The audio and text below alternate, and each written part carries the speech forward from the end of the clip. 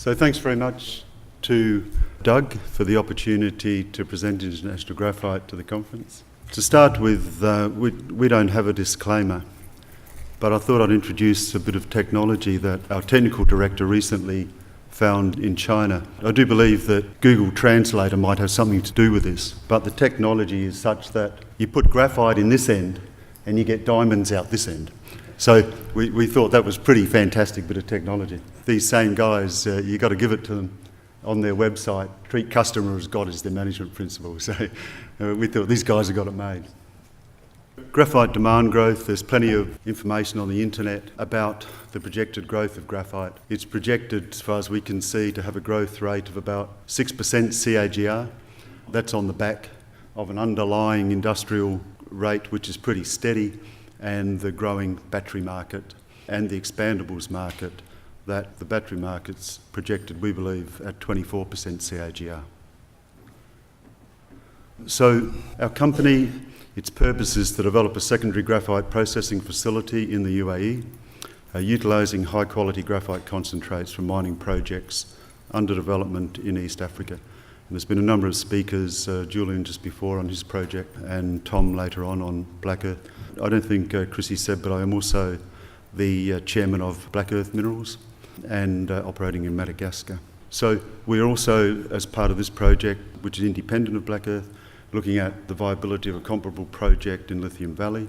There we hope to work with Cameron and Angela and the Infonomics team going into next year to assist us with that. We're adopting established technology. We're not trying to introduce any new technology into the business. And we're employing ISO environmental and quality standards, practicing ethical, sustainable, socially responsible operation. The team, we've got Jasper, who is our technical director, who is an expert in secondary graphite processing, Matt Bull, who has been on a number of graphite boards. Chris Whiteley is a Texas-based marketing expert in graphite who is on our team. Dave Pass, who some of you will know, who is Battery Limit's CEO, and he is certainly providing high-level graphite consultancy to the business. Francis is our Chinese representative, and James Frank is our UAE-based representative. So why UAE? We did a high-level sort of world survey that led us to the Middle East area and then selected UAE because it is a safe, secure country. It has fantastic infrastructure. It's really intent on diversifying from oil, and there are some wonderful sources of funding available out of there. It's also a strategic location from the sources of graphite and the world markets. So out of that, we looked at a couple of the Emirates and selected Abu Dhabi, and there we selected Kizad Port. And because Kizad Port, we get low energy costs. It's quite an energy consuming processes that we're looking at, and we're getting 8 cents kilowatt hour for power. No export, no import duties, no taxes in the country. And the infrastructure is fantastic. When you compare it with the difficulties of doing business in the African countries, there is a 4-lane highway goes directly into the facility. We're 15 minutes from the port, and power, water, everything is pretty much available. We needed a 13-hectare site, and that's our block of sand, as we call it, in the Kizad facility. So the supply chain's pretty straightforward. Graphite concentrates from the mine sites, shipping it to the UAE for processing, processing the concentrates, and then distributing the products. So where does the feed come from? The ore is mined normally by some sort of open cut method ranging from 5 to 15% TGC, total graphite carbon. It's processed using flotation, and then the flotation concentrates are dried and transported. So what are our range of products from the facility? Certainly spheroidized graphite products for battery anodes. We're using technology that's going to allow us to generate very high purity products. So it'll be on customer demand. There'll be a range of products that will be required. We're producing graphite foils, and that's out of the expandable market, so using high quality coarse flake graphite that we can get from the East African producers, and expanding it and then compressing it into foils. We've got the technology for 25 micron foils, and they attract a very high premium. Expandable graphite for the fire retardant building industries, and once again China is leading that. And then all the mainstream graphite products that rely on purified and micronized graphite, and these are the steel refractories, lubricants, friction products, paints, etc.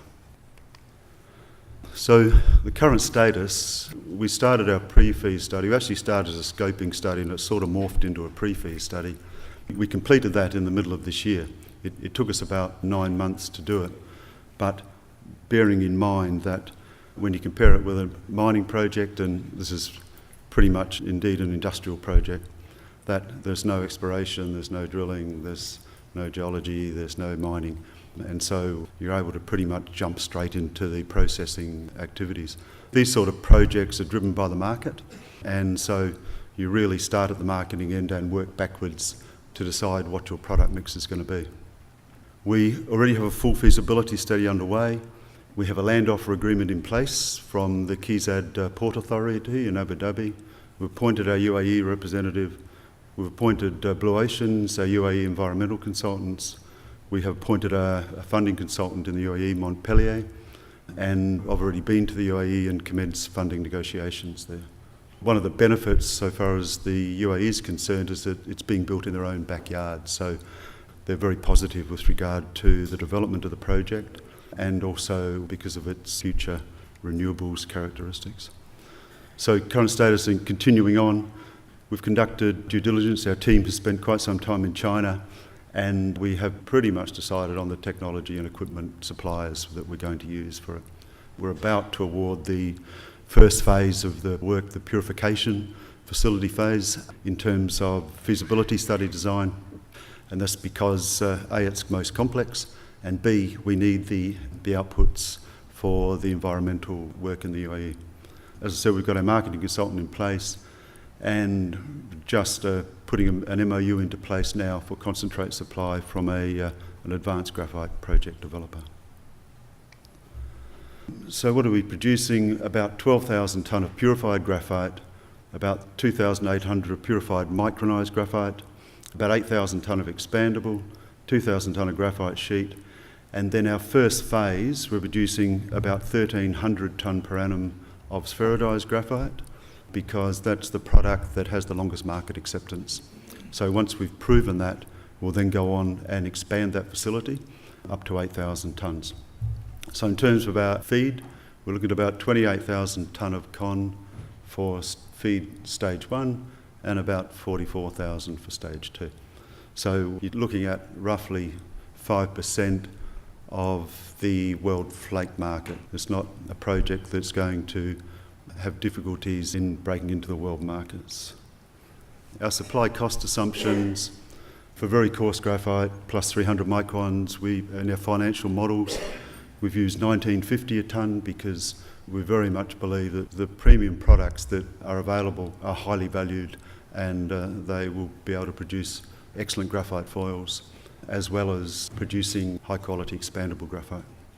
Coarse concentrate, we've modelled it at $12.50, and then the finer products at $700 and $750 a tonne for spheroidizing. The product mix is quite an even distribution of products. The total revenue over the 25-year period is $2.7 billion.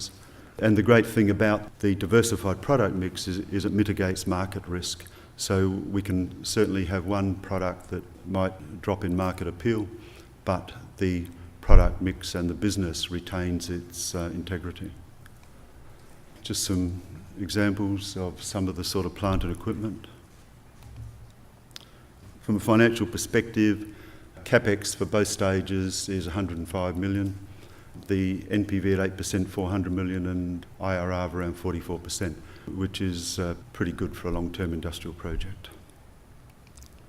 So what really sets our company and our business apart, and really through Battery Limits, a strong expertise and understanding of graphite processing that extends right through to the secondary graphite processing business. The expertise that we've acquired through our consultant in graphite product marketing. One of our competitive advantages is that we're not tied to a particular mine site, but are able to select the best feed source with the best mineralogy and quality, because the mineralogy will dictate our operating costs, and certainly in the purification stages it's one of the key drivers. We will have the capacity, by adopting the technologies that we want, to produce a very high purity, high quality products if we choose to do so, or if our customers want it. We're a low cost, high margin producer, have an ethical supply chain, providing a QA/QC, so our customers will know the DNA of their graphite from the mine through to our process and through to them. And then over the next 12 months, our intentions are, probably our key driver is developing our product markets and approaching that both on an international basis and also specifically on a Chinese basis.